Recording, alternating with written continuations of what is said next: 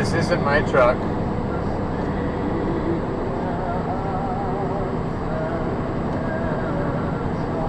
I pushed it yesterday and I got back from Rochester in one day. So then that means today I'm doing shuttles. And they want us to do shuttles with day cabs and not sleeper cabs. So I'm in a day cab. But there's a lesson here. I've got Tony Bennett playing. I took the time to move my nice speaker that Christiana, my daughter, gave me over to this truck. I moved all my electronics. I moved my dash cam. It's so beautiful today. It's just such a beautiful day. First day of December. I'm excited to get yesterday's footage up because I captured the most gorgeous sunset from Turkey Hill.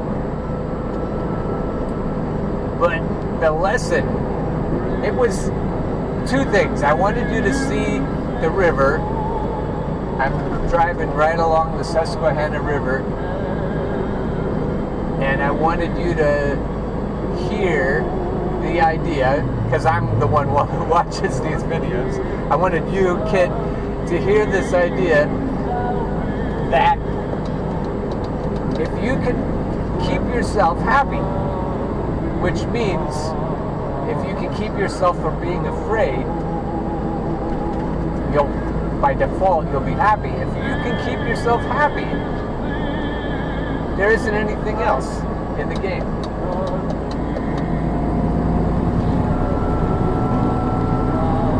It makes you impervious to what other people think and how they want to manipulate your emotions, whether they're people you can see or not.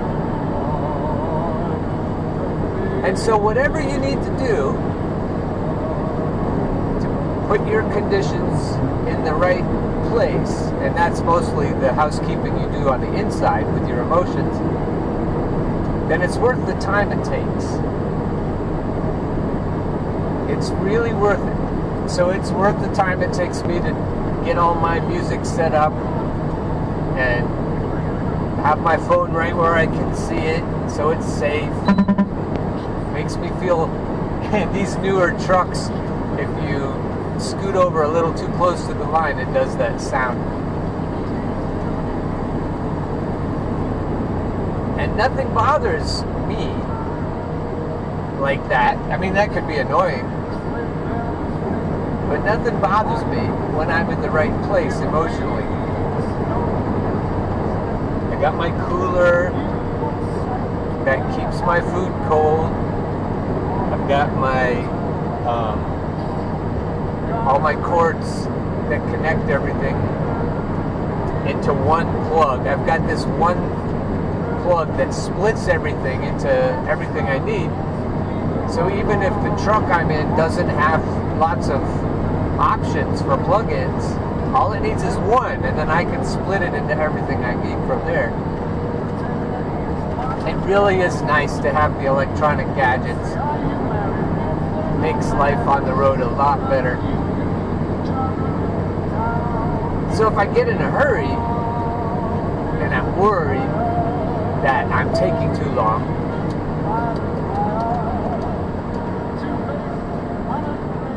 then I was slowing down for the speed limit change.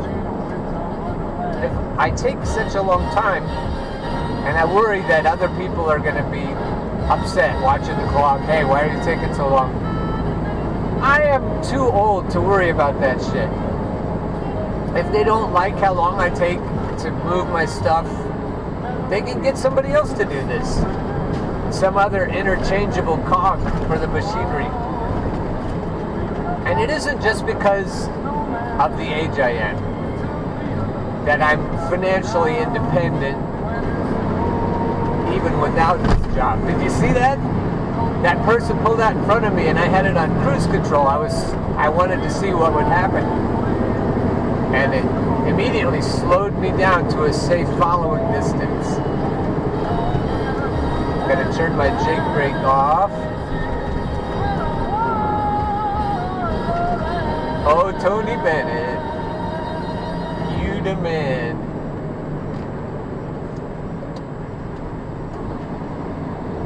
Oh, what do we got here? Road destruction. Ah, he's letting me through. It's weird when you're in a truck that has a gear shift, which this one doesn't.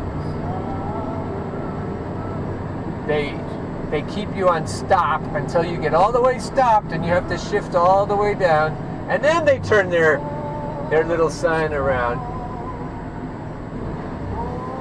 So you have to go through all the machinations. Oh, they need some people at this light. There isn't any way they should make a stop at this light. That's just not gonna be good. And then if you're real bad and you're worried about what people think, then you don't go through the red light. Then you think, oh no, I could lose my job. And that ain't it, kid. There's no way you can have your emotions in the right place. That's the most important thing I'm telling myself right now. You just can't keep yourself in that spot that you need to be in if you're worried that somebody else is going to disapprove of you if you do things your way instead of their way. This one bit of knowledge is going to change your life forever. It's something that I told my kids in the car this morning, and it just slipped out in a normal conversation, but actually I could really feel the penny drop for them. It's something that if I had known 20 years ago, I think I would have escaped a lot of anxiety and depression. Oh, why isn't this stuff taught in schools? So yeah, I trained as a life coach, and I was a life coach for 3 or 4 years, and by doing that, I learned a lot about psychology. I'm not a psychologist, but I understand how to get from A to B in a way to heal your mind in a certain degree. Especially with life coaching, it's all about forwarding yourself and progressing. The problem that most people have, and it's something that came up recently in one of my TikToks, is concerning your inner dialogue. Now, not everyone has an intrusive dialogue, and I was really shocked to learn that recently, that it's not as pervasive for everyone than it has been for me in my life. And if you're someone that is very sensitive or you've suffered a lot of trauma, then that voice is going to be even louder and harder to ignore. So this one bit of information I'm going to tell you is really going to shift the perspective for you for the better. I'm going to tell it in 2 parts as well. Okay, so the voice in your head is not you. It's not you. The thing you have to understand about the brain is the mechanics and the science behind it. You have to understand the limbic system, and you have to understand the amygdala, which is your fear response center. The thing is, when your brain perceives something to be dangerous, it will instantly shut it down and try to stop you from doing it. And we all understand that in the anxiety, fear response, the fight or flight, the freeze, the fawn. But it's much more insidious and clever than you would ever imagine. The voice in your head that's telling you that you're all fat, you're stupid, you said a silly thing, you shouldn't be doing that thing, is your fear. And that is your ego. Your ego isn't your grandiosity. Your ego is the one aspect of your mind that wants to keep you where you are, where you're safe, where it thinks that you are best. It doesn't understand why you'd want to do anything else, so it will seek to stop you. So once you understand that, you notice that voice as someone else. It's not actually who you are. This is why they say observe your thoughts. I heard this yesterday and I thought it was brilliant. If you imagine that voice in your head as a little person in the corner of the room in a rocking chair, and you can say, okay, over there, you rock away, you do your crazy thing. The second part of this I'm going to tell you is you are the person observing your thoughts. That is really who you are.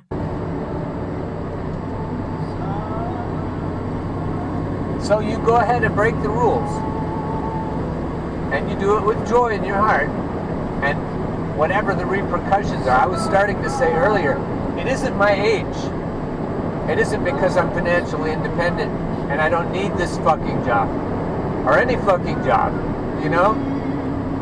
And just saying that, and if somebody watches this video and says, well, wow, that attitude, man, I'm not going to have that attitude in my company.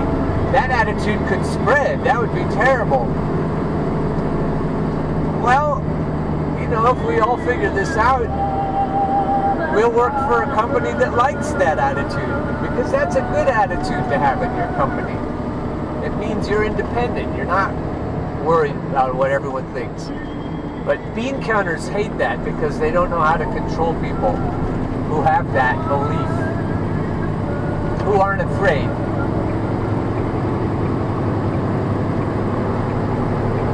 If they need you to be afraid, then you don't need that job. And if we all agree on that, and we all go forward with that assumption, then we're going to be fine. Because I can't be happy individually, and we can't be happy collectively if they can make us afraid and control us that way. So go ahead and break the rules. Give yourself enough room to be happy, no matter what. Even if they kill us, no matter what. Because it's better, like Patrick Henry said, to have liberty without life. Life isn't worth more than liberty. One thing I just realized I forgot in my other truck is my sunglasses. I'm not going very far without them though. So I'll grab them for the next shuttle.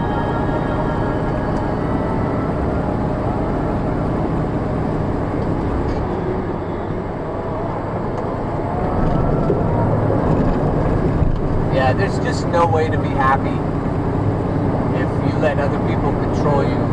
Because they control your emotions, then you don't have any ability to control your own emotions if they can control you through fear. I look like an alkie with all this alcohol behind my shoulder. That was left over from our Thanksgiving festivities. I wanted to say what that lady said in the TikTok is also relevant. It isn't just the outside people, the people maybe you work for, or the... And let me get this hat right. I'm lopsided enough anyway. If my hat's lopsided, it's even worse. Usually with my face, I figure out, no, there's no way to make it all line up straight anyway. So what she was saying is that the voices in our heads are trying to keep us in the same place. They're trying to control us. And the voice in my head is always trying to make me afraid to do that. And her revelation is, that isn't me. That just isn't me. I'm the bold, adventurous, creative person who wants to break free. I'm not that little person in the rocking chair in the corner that she was talking about. And then you won't see what there is to see. You won't see the beauty. You won't see the joyful possibilities. Life won't look like a big golden opportunity to you.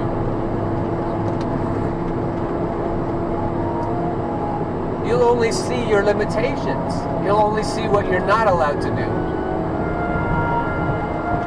I was thinking about my grandma, my dad's mom,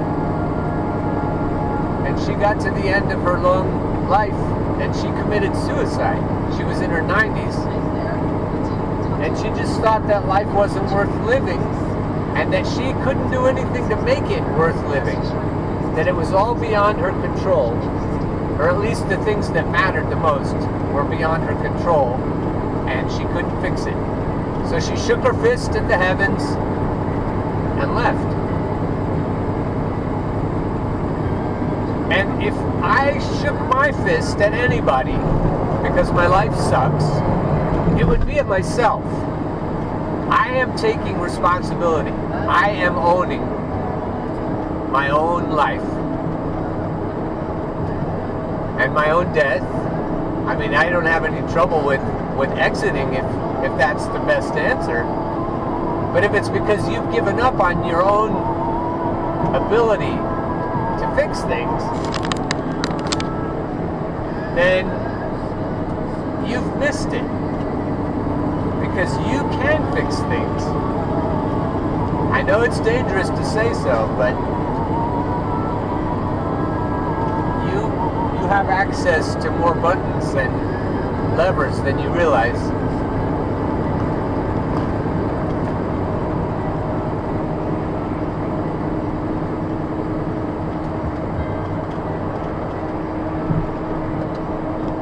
Once you get there, once you get to that point, you won't check out because you feel powerless. You realize that you've had the power all along. You've been wearing the ruby slippers all along.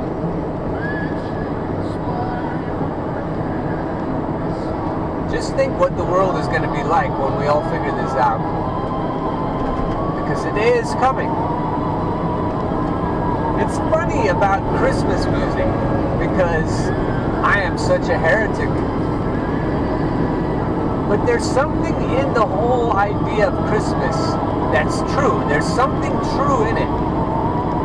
There is hope for the world. There is hope for us individually. There's hope for us collectively. There is a day that's coming where there will be peace on earth. And there will be good faith, goodwill towards each other. It's coming. That's a prophecy that will happen. Whether it takes another few thousand years or not. We are on the path, wherever it goes, it's convoluted, I know, that leads to life. We're going to find it.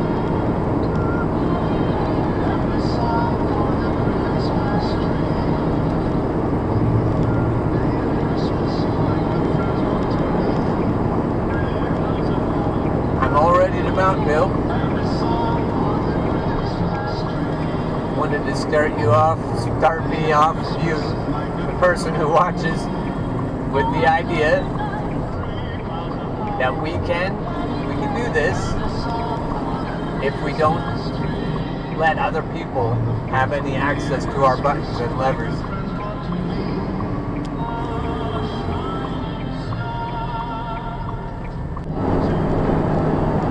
Okay, I just switched trailers, dropped off the full one, picked up the empty one, headed back to the yard for the next one. Very windy today. And I was thinking, if anyone besides me is watching this, they're going to say, but you will be opposed. The control freaks are powerful, and they hate when somebody can stand up to them. It's like the ants and the grasshoppers in It's a Bug's Life. And so if you think about it that way, you have to get into Braveheart mentality. Because if you're the kind of character, switching movies rapidly here, if you're the kind of character that Robin Williams often plays in a movie, you're anti-establishment. Even if you're happy-go-lucky, fun, and wouldn't hurt a fly, it doesn't matter. If you don't have any fear of the authorities, they will lose their shit every fucking time. They don't care how happy you are or how harmless you seem to be. So that's why you need the Braveheart mentality. If you're like Robin Williams in Dead Poets Society, if you're like Robin Williams in Good Morning Vietnam, or lots of, just think of his characters always bumping into the people who control things. So you may end up being spread out on a table and having all your organs cut out while you watch, or whatever the worst thing is you can think of. And it's okay. Spider-Man, there's a good one. You can't stop doing what you need to do just because they hold your loved ones hostage, which is even more difficult than if they hold you hostage or torture you.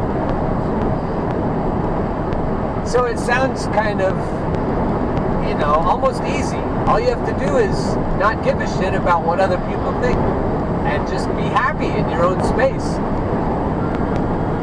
And my grandma, I think you could have done that.